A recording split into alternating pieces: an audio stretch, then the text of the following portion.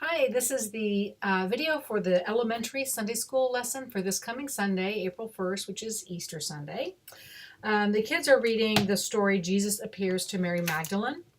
This is it in the Shine Bible. It's on page 272.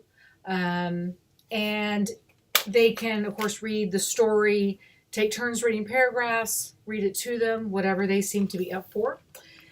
There are questions both on the Shine Bible and in the lesson that I'll send you.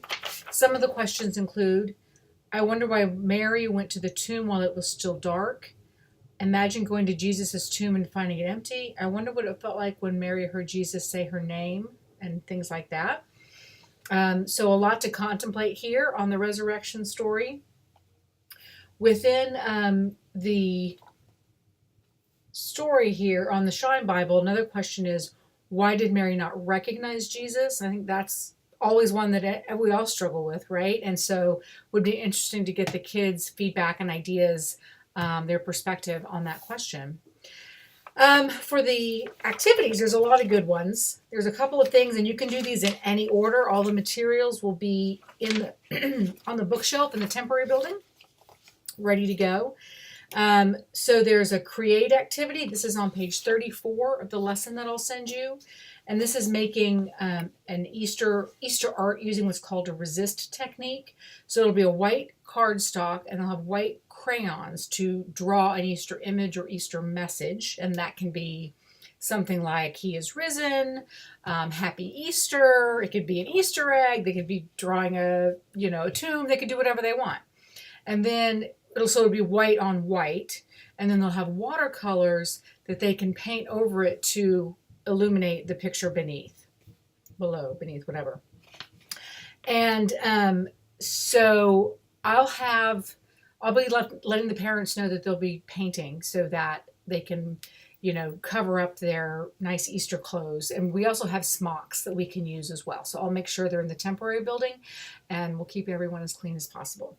But I don't think it's going to be too crazy. It's just watercoloring over one piece of paper. So hopefully not insane.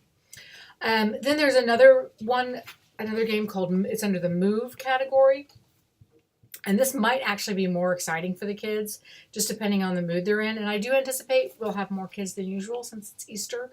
So this is having not a real egg, but we'll use just a plastic egg in a spoon and having like a relay where you have to keep the egg on the spoon as you go from person to person and then transfer it to the next spoon without dropping it.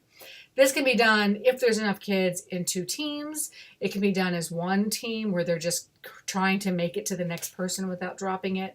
And the going outside into the front lawn there should be a perfect place to do that if the kids are into it, which I think they will be. And there's also a discussion. I've made 3 copies of this just so there can be enough for people to look at but share, called Easter in Bermuda. And this is just a way to read about and discuss someone else's tradition beyond our own, and a chance to talk about our own traditions as well. For example, kite flying is an important part of Easter celebrations in Bermuda. On Good Friday, Bermudians fly kites, often homemade, as symbols of Christ's resurrection and ascension into heaven. And then they have the Easter lilies, which is Bermuda apparently is famous for growing those. So it's just, I think it would be nice to talk about what are our Easter traditions. Let's get to know someone else's Easter traditions. It's not the same everywhere.